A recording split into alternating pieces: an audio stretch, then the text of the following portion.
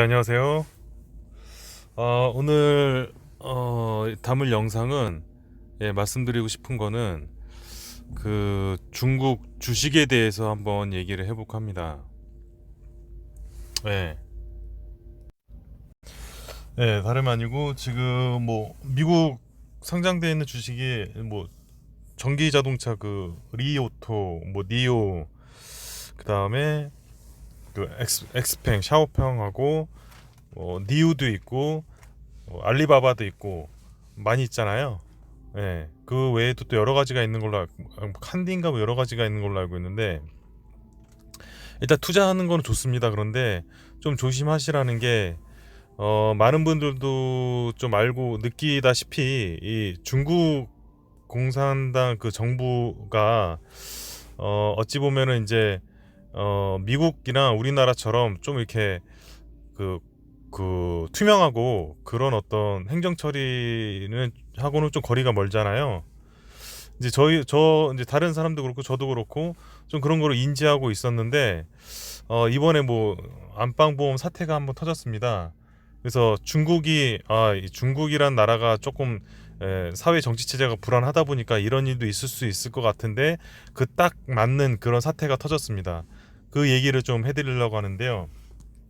여기 보시면 안방보험이라고 이제 우리나라 발음으로 안방이긴 한데 이제 중국 그 보험회사거든요. 여기 보시면 뭐 설명은 쭉 나와 있습니다. 예. 그래서 제가 알고 있기로는 안방보험이 그 CEO가 그 등샤오평 아들인지 아니면 친족 계통의 사람인데 어떤 자금을 가지고 이 보험회사를 차렸습니다. 근데 이 사람이 태자당 소속인가 뭐 그런데 시진핑하고 좀 반대되는 세력이에요. 근데 시진핑이 좋아할 리가 없겠죠. 그래서 이런 안방보험을 이제 만들어 놓고 그 자산으로 해가지고 미국 15개 이제 호텔이 있는데 시진핑 정치 체제 하에서 이제 이 사람이 이제 그 조사가 들어가서 감옥에 이제 구금이 되고 그 안방보험에 이제 지분이라든가 이게 다 정리가 되는 상황입니다. 근데 그 정리되기 전에 이제 미래에셋 기사 보시면 알겠지만 미래에셋에서 미국에 있는 그 안방보험 자산이 15개 그 호텔 럭셔리한 호텔을 우리가 인수하겠다. 뭐 그게 뭐 7조인지 아무튼 금액이 상당합니다. 그래서 계약을 했는데 이제 거기에 이제 어떤 사기가 들어가 있는 거예요.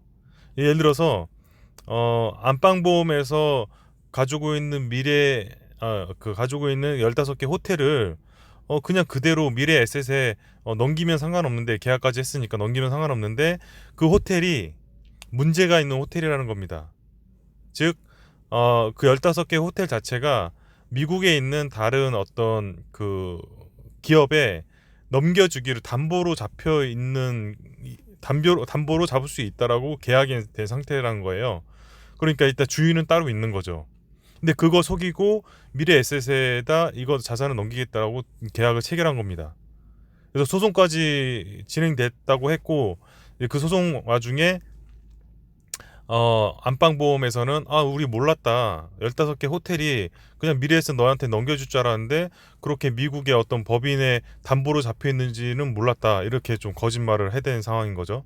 근데 미국에서 이제 그 소송이 벌어져 가지고 미래에셋이 승소를 지금 했다는 그런 뉴스입니다. 그래서 이렇게 보다시피 중국에서는 자산이라든가 뭐 이런 경제 관련된 그런 부분 뭐 전기 자동차라 그러면 그 자동차의 뭐 매출이라든가 이런 정보들을 다 싸그리 그냥 숨겨 놓는 거죠.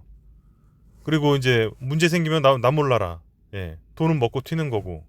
약간 이런 게 너무 있다 보니까 합리적이지 못하고 약간 속이고 사기성이 있고 뭐 약간 그 도박 같은 그런 부분이 있어가지고 아무튼 중국이 공명정대하고 투명해지는 어떤 정치 체제를 갖기 전까지는 조금 조심하시라는 의미에서 제가 이 영상을 남겨봤습니다. 그리고 기사 이렇게 떴고 계약금도 못 받을 뻔했어요. 계약금이 7조인가 이렇게 손실이 날 뻔했는데 일단 중국에서는 계약했으니까 너 계약금 물어내 7조 원 물어내 이건데 미래에셋은 아니 호텔 자산 지금 담보 잡혀 있는 걸 어떻게 나한테 판다고 이게 사기를 친 거 아니냐 나 계약금 못 준다 위약금 못 준다 요런 상황에서 이제 미래에셋이 이긴 거죠.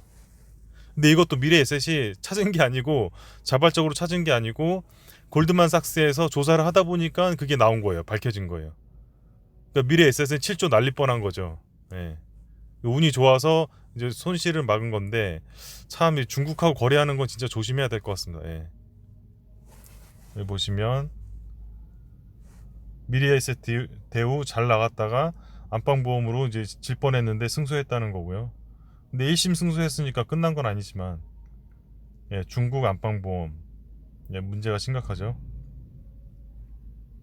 이제 안방보험도 이렇지만 중국 정세가 그러다 보니까 지금 막 그때 말씀드렸다시피 반도체 그런 회사 문제도 그렇고 그러니까 안에 내부적으로 갈등이 되게 심한 겁니다. 우리나라 같은 경우에 그 70년대 80년대 그 정경유착 뭐 이런 일이 있었잖아요.